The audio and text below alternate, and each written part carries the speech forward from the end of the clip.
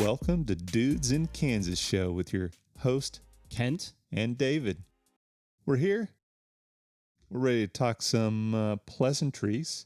That's right. Manners, and WTF. Yep. In a 3-part series. This is part 1 of 3, so be on the lookout for the other 2. Exciting. So, David, let's start off. It's been a couple weeks since we have actually recorded. That's right. It has been. How has life been treating you? Oh, man. Life's been, I think every time I state, life's been busy. Well, life is busy. 2 kids, active household. I've got a scout. I've got a young boy who is in preschool, headed to elementary school, graduation, let me put that in quotes, transitioning from one school to the next is in the future for both my children. So just been a lot of activities, musicals and plays and orchestra concerts and little activities. So very active, and work's been busy too. How about yourself, man?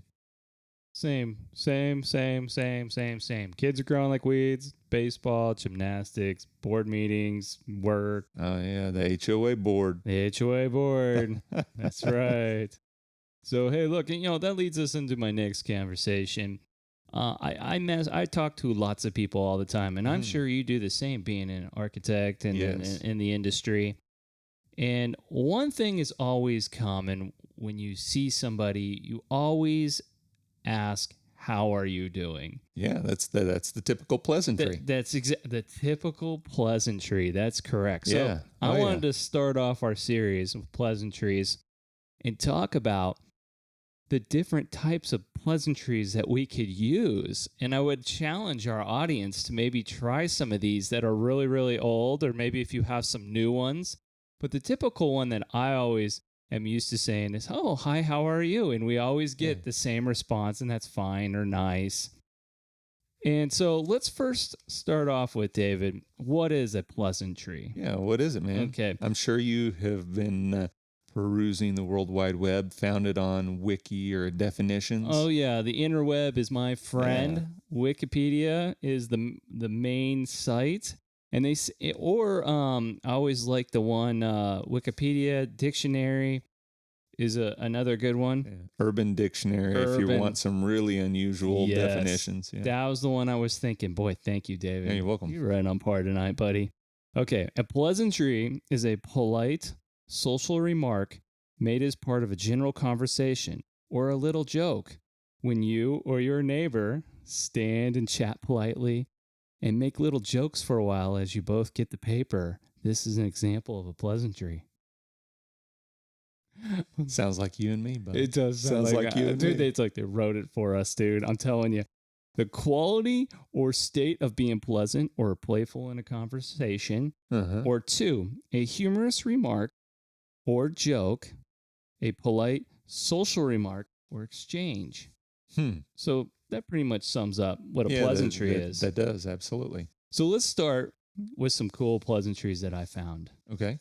Share away, man. All right. So have you heard of this one before? A good day to you, sir.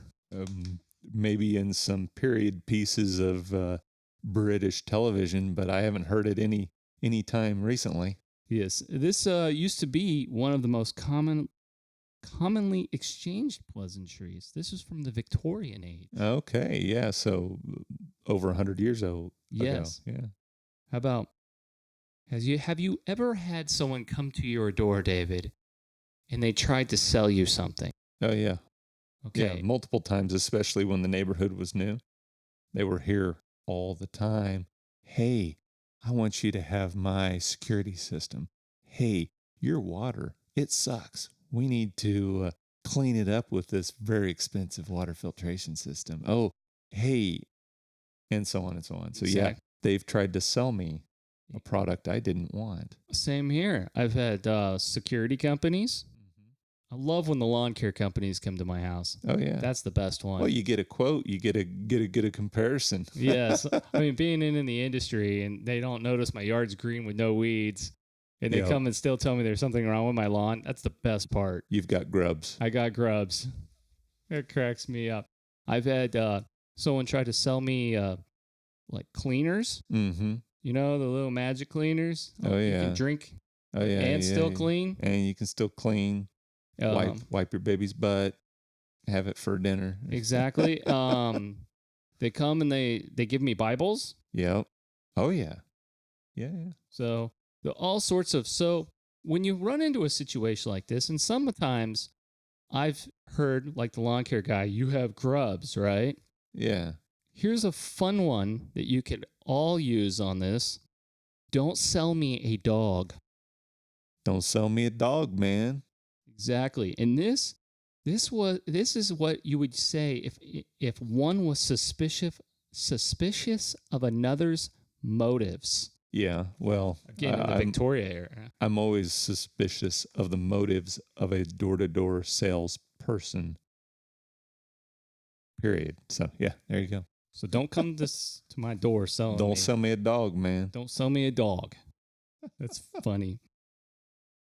This polite phrase was frequently used in previous generations as a way to soften a request, making it seem like more of an invitation than a demand.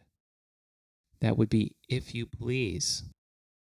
If you please. So, give me an example. What did they say? Polite way of softening a request. David, if you would please mow my lawn this week because I'm going to be out of town. Oh. Or, I need my car washed, if you please. Yes, definitely. I love it. Nice. I like this. Okay. All right. I'm going to see if you can guess this one too. Okay, Dave? A common pleasantry is to ask someone what is up at the moment. This was a Victorian era. Yeah. Okay. For Yeah. instance, today you might say you're taking the kids to the pool if you need to use the bathroom.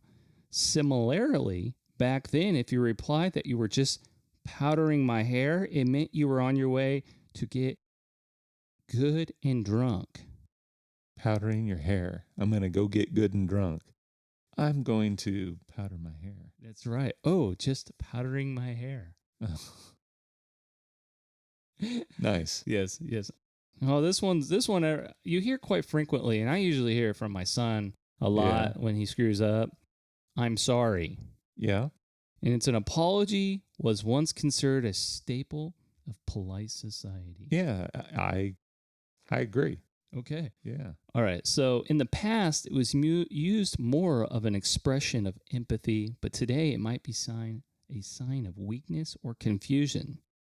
Many coaches have recommended that women, especially reduce the number of times they start a sentence with "I'm sorry," but use more of a confident language instead. Isn't that interesting? That is pretty interesting.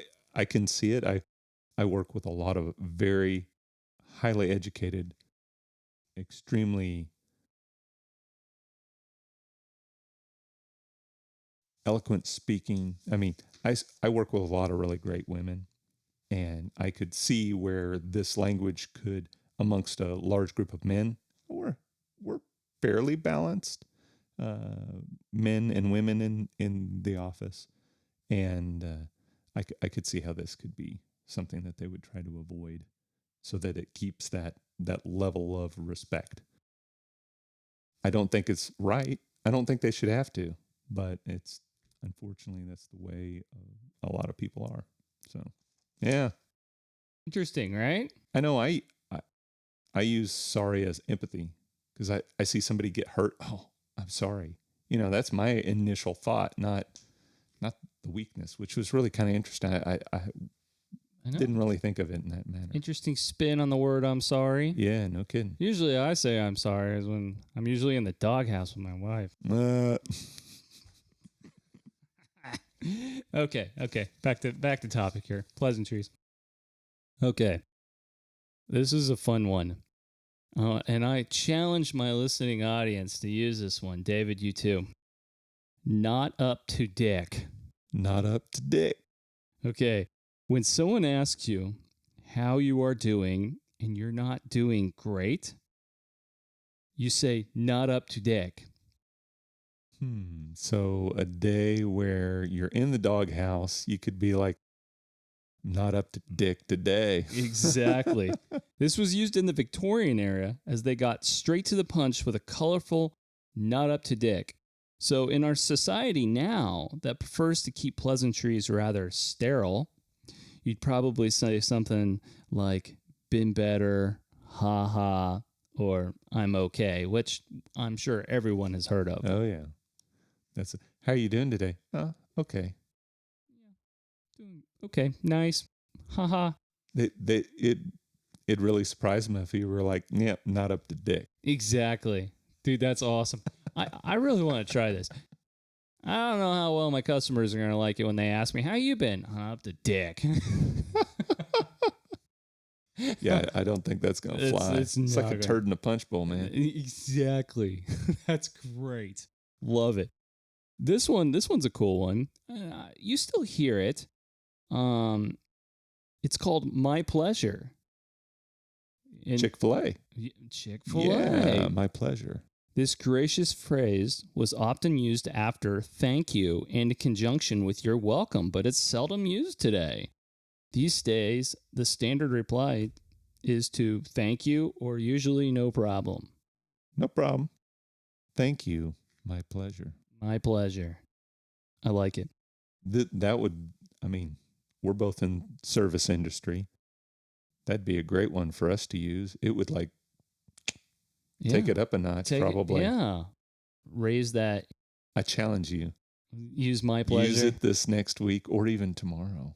Do you have customer interaction tomorrow? Not tomorrow. I'm actually just going to work to do paperwork. Oh, nice. Well, I'm going to try it Monday. Week, man. Yeah, it's going to be my goal. I like that. Okay. All right. I want to see if you can catch on to this one, bud. This is, you might have heard it, you might have not. Okay. Today, when you pass someone on a crowded sidewalk, you usually offer a polite excuse. A polite phrase like excuse me or pardon me. But in the Victorian era, a common pleasantry to say the same thing was blank the blank. Okay? According to Forrester, why? It may be because the person was hoping to slide through the crowd smoothly as if they were blank. Am I supposed to guess here? Yes. Okay, because I was like, I put all the blanks in there. He's blanking the blank. Yes. What do you think it was? Squeeze the butter? Squeeze the butter. Nice. How about, do you mind the grease? Mind the grease. Slide on by. Excuse the grease from my hair. It's going to help me slip in. Exactly.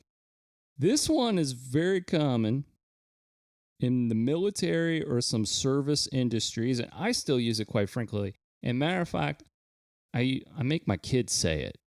Sir. Oh, yeah. Sir, ma'am. Any good Southern kid knows sir and ma'am really, really well because you don't refer to anybody except for sir and ma'am. So let me ask you a question. And I want to ask the audience a question. I once used sir to an upper management, and they found it actually as not as an insult, but they didn't like it. Really? They found it disrespectful. Huh.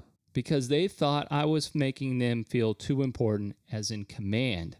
But they were in upper management, so I didn't feel like, that I was totally out of range here. But my question is to you, if you're in management, in which you're pretty high up there in your company, when someone that's new to the company comes up to you and say, "Sir," do you feel like it's disrespectful? No, but that being said, I didn't grow up in the South, but I moved to the South when I was in what I would call my informative years, middle school, high school. Yeah. And it was instilled. It was sir and ma'am for everything. To me, it's a very respectful way to talk to someone. So when you don't know their name, or even if you do know their name and you're in the South, you use sir and ma'am. But if you don't know their name, it's a really good way to kind of play off politeness, but without knowing who they are or recalling what their name is. But if somebody came up to me and said, yes, sir, I'd be, okay, thank you. I would think that they were being very, very polite, which is, to me, the best place to be. Now, my boss, used to say, yes, sir, and he didn't like it. He didn't say it like that, but I think he was like, you know my name, and we're like family here, so I want you to use my name, not sir. Oh, yeah. So it had to do with a familiarity or a separation in his mind of the word sir versus using his first name. So I use his first name. That was a great example, by the way. Very good. You're welcome. Thank you for sharing that. You spoke about the other one, ma'am. This gender-specific acknowledgement may be going the way of the old westerns that made it so popular. Really? Yes. You may still hear it in some places in the South, which David here mentioned, or in the military, but most other parts of the USA, ma'am may not always be appreciated. Why? One reason is it may make women feel as if they're being called old, or a particular insult in society that prizes youth or at least looking youthful. No, that's terrible. Yeah. I mean, I like the word ma'am. Yeah. And Mary. I just used it today. Mary, she's grew up in the South, so she's going to be like, yep, you're going to call me ma'am. That's just the way it is. If I have any audience members listening out there that's from the North, East, or West, because they say it's mainly from the South, please, I would love to hear something in the comments if you feel that that's like an insult or if you can challenge that any, because I would love to hear what you guys think. And share any additional pleasantries that you're aware of that you use in the comments. Exactly. Love it. Okay. David, well, that takes the egg. You ever heard of that one before? Having breakfast? No, but that does make sense. What is the proper pleasantry to use to show excitement or happiness when someone shares some good news with you? Okay, yeah. Today you might say, that's awesome, or well done. If you lived in the 18th century, though, however, you would have replied, well, that takes the egg. Sounds like the 18th century and the Victorian era and that time, they were very polite. They must have been very polite. Yeah, I'm kind of digging the terminology, too. I'd love to go not up to dick on a regular basis. Right? We're very... It just makes me smile. We must be very loose with our vocabulary. Yes. Here. Okay. Yeah. This one is, I hear all the time. We just did it, kind of in the beginning of our podcast. How are you enjoying the afternoon? How are you enjoying the day? How was your day? Exactly. So check this out. And I want to thank... True enough. I want to thank Reader's Digest. This is what they say. I don't make this stuff up. This is from the interweb. People used to exchange pleasantries about their day, not just as a social convention, but as a way to see how the other person is doing, and as such would ask more specific questions about their well-being. It is often assumed you know how someone is doing. If you don't, then you should look it up. Today, people used to write, "How are you?" which is almost always received as the standard response of "fine." Adding that because the questionnaire really doesn't expect an honest answer, this pleasantry does nothing to build relationships. No, it doesn't. So we have a new receptionist, and I always walk up the stairs because it helps keep me healthy. Good job. Because I sit all day long, unfortunately. I mean, that's part of the job. Proud of you. And so our pleasantries are going beyond just the, how are you doing? We talk about, did you have a good evening? Oh, yeah, we're spending it with the kids. And it's a little chit-chat, but it helps make those connections a little deeper than the surface, but a little beyond. I'm not going to lie to you. When I see my customers, I'm always asking, how are you doing? Yeah. I get the standard response, just like this one. Fine. Do I really care? Well, to my customer, yeah, about your lawn. But no, I really do I do legitimately care about people and how they're doing. Yeah. And I've built a lot of good relationships by asking, how are you doing? I find out about children, adults, who's passed away, who hasn't, just everyday common occurrences. It's those little interactions that build up to a relationship, and it's the little things by asking how people are doing giving a smile and saying, have a great day, that builds people up. It really does. And especially the older generations, it always seems like when you ask these questions, they're more likely to answer, and it makes them happy. I would It's a agree. wonderful thing. Do it. Find somebody who's elderly, ask them how they're doing, and have a genuine conversation. Smile. Pass it on. It makes people feel good. I think that's awesome. So when this art, whoever wrote this, and it says it really honestly does not build relationships. I maybe if I'm at like McDonald's, I'm in the line trying to order, something, and I go, hey, how are you doing? Yeah, I'm not looking to build a relationship with you through this inner mic right now. But, most of the time when I say that, I really do legitimately care. I want to see how you're doing. So I'm sticking with it. Here's the last one, Dave, before we end this cool segment on pleasantries. How do you do? Not too indifferent from the last one. How do you do? Exactly. So often used in portrayals of royalty or high-class societies of yesteryear. Really? This formal greeting, however, has mostly disappeared in favor of the casual but friendly, how are you? Or what's up? What's up? What's up? What's up? Use what's up with the younger generation. Oh, yeah. I'll usually knock on the door and go, hey, what's up? Do you? No. I've never seen you I'm do going to that. probably say, how do you do? Or no, not how do you do. How are you doing? How is your day going? Exactly. Yeah. Exactly. David, you have anything else you would like to elaborate on pleasantries? Not an end of part one to moving on to part two, but I have no idea. I nothing to add. Nothing to add. Fantastic. Audience out there, if you have any other pleasantries that you use on your everyday that I missed, or have something you want to add, or something that's just plain old funny, please post it in the comments. We love to talk about it. This was a fun conversation. I found it, and I wanted to talk about it because it's something that we all do. Especially if you're in the customer service relations business, or if you're in the service business, or if you're in even just the office business. You're always talking to somebody, and you're always using a pleasantry somewhere. So please talk about it. David, though, please give us that beautiful ending. All right. Thank you for watching or listening. You can find us on YouTube, Podbean, iTunes Podcast, Google Play Music Podcasts. Like, subscribe, and turn on that alert bell if you want to be notified of our next episode. We are the Dudes in Kansas. This is Kent, and I'm David. Thank you for listening or watching. Bye.